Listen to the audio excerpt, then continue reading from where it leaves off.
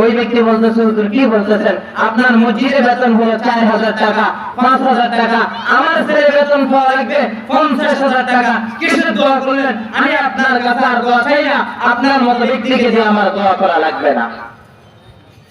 নিজের ছেলেরা চাই 50,000 টাকা দিয়ে চাকরি করার জন্য, মসজিদের ইমাম সাহেবের বেতন দেয় মাত্র 5,000 টাকা, মাদ্রাসার ইমাম সাহেবের, মাদ্রাসার শিক্ষকদের বেতন দেয় 5,000 টাকা।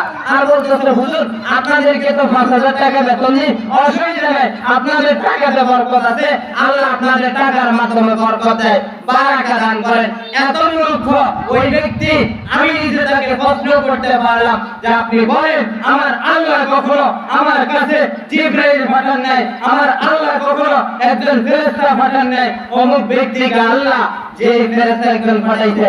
না, এইভাবে এই যে একটা মসজিদ আছে দক্ষিণ পাড়া এলাকি মোহাম্মদিয়া, যে মসজিদটা, ওই মসজিদের ইমাম সাহেবের যা 10,000 টাকা দিয়ে ওই মসজিদের হুজুরে তো 5,000 টাকা হাদিয়া দেয়, অথবা অমুক মসজিদের হুজুরে তো 6,000 টাকা হাদিয়া দেওয়া হয়, যা আমার পক্ষ থেকে 50,000 টাকা দিয়ে। না, রিজিকের জায়গায় রিজিকের মালিক রাজ্জাক, অথচ আমরা আলেমদেরকে কদর করতে জানি না, তাফসীর মাহফিলের কদর করতে জানি না। যে সমাজের মাধ্যমে আলেমদের কদর নেই, আল্লাহ আল্লাহর কসম করে বলছি, ওই মজলিস, ওই সমাজের মাধ্যমে আল্লাহর গজব সবচেয়ে বেশি নাযিল হয়।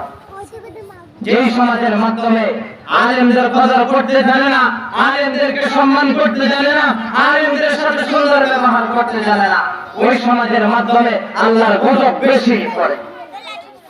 দেখেন দোকানগুলোতে যখন যাই, ভাই মাছের কেজি কত? হুজুর মাছের কেজি তো 250 টাকা, যান আপনার জন্য 240 টাকা রাখুন, অথচ পাবলিকের জন্য রাখে 200 টাকা। হুজুরে কয়, হুজুর আমরাই বলি 240 টাকা রাখুন, অসুবিধা নাই হুজুর, আমরা তো আঙ্গু মসজিদের ইমাম সাহেব। তখন আরেকজন ব্যক্তিকে জিজ্ঞেস করলাম, 85, ভাই আইটেম মাছ, এই যে মাছ একটা কিনলাম, মাছের কেজি হলো 240 টাকা, আর মসজিদের বেতন হচ্ছে 5,000 টাকা, অথচ বেতন অনুযায়ী মাছের সাথে কোনো মিল তাল পাচ্ছি না। আচ্ছা তুমি যে মাছটা কিনলা কত দিয়ে কিনছো? হুজুর আমার তো লাগছে 200 টাকা। বলেন 40 টাকা ডিফারেন্স। হুজুরে এমন হয় সে ফিশিং দিতে, হুজুর অসুবিধা নাই। এখন হুজুর তো লজ্জায় কি বলতেছে, ভাই জান এই যে আমি 200 টাকা দিলাম, 200 টাকা থেকে যা পারেন তা রাখেন, আমার জন্য কিছু রাখেন, আপনার জন্য কিছু রাখেন। হুজুর বিশ্বাস করেন 240 টাকা কেজি কি দাম, অথচ আপনি নিচ্ছেন 240 টাকা রাখতেছি কি আরে কইন না। এরপরে দোকান একটা দেখলাম, এবং হলুদ কিনতে গেলাম, হলুদের কেজি তারা বেচতেছে 250 টাকা বা 300 টাকা। এবার যখন বললাম ভাই কত করে চলতেছে, হুজুর আপনার জন্য এই যে 200 টাকা রাখুন, কারণে কইন না চাইন, এই যে 200 টাকা রাখতেছে। এবার এই হুজুর এই হলুদে, এই যে হলুদটা নিয়ে বাড়িতে যাইতেছে, হতে একজন জিজ্ঞেস করতেছে, হুজুর কত করে নিছে? ও 200 টাকা নিছে। কি বলতেছে? 140 টাকা দিয়ে আমি হলুদ কিনছি। এবার বলেন হুজুর থেকে এবং ফিশিং দিয়ে বেশি নিচ্ছে, আর হুজুরকে মসজিদ মাদ্রাসাতে কম দিচ্ছে, কারণ হুজুর তো আল্লাহ ছাড়া। হ্যাঁ, আসলে এই বিষয়টা হচ্ছে ইন্নাল উলামা ওয়ারাসাতুল আম্বিয়া।